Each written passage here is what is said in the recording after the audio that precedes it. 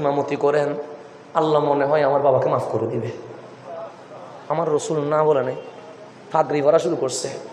ফারুক আজম বসা, ডাক দিয়ে বলেন, আইনা তাযহাব ইয়া রাসূলুল্লাহ, নবী গো যাচ্ছেন কোথায়? আমার রসুল বললেন, জানো না আব্দুল্লাহর বাবা মারা গেছে, ও কান্নাকাটি করছে, ও মুনাফিক আমি জানি, কিন্তু আমি তো নবীউর রহমা, রহমতের নবী, কাউকে না বলতে আমি জানাজার নামাজের ইমামতি যাচ্ছি। 2 কদম চলে গেছে। ফারুক আজম বললেন, নবী গো যাইয়েন না, আপনি যদি জানাজা পড়ান মুনাফিক আর মুমিনের কোনো পার্থক্য থাকবে না। আমার রসুল বলছে, ওমর চুপ থাকো না, আমি ওর না বলি কেমনে, আমি নবী তো না বলতে পারি না, যাই না, এবার যাই অন্য কোনো মুনাফিকের জানাজা পড়বো, কিন্তু এটা বলে দিই। আবার রসুল 2 কদম গেছে। ফারুক আজম বলছে, আমি মানতে পারতেছি না নবী গো, আমি বিয়াদবে রসুল সহ্য করতে বেশি কড়া ছিলেন, বেশি গরম ছিলেন, আশিদ্দাউ আলাল কুফার, বেশি গরম।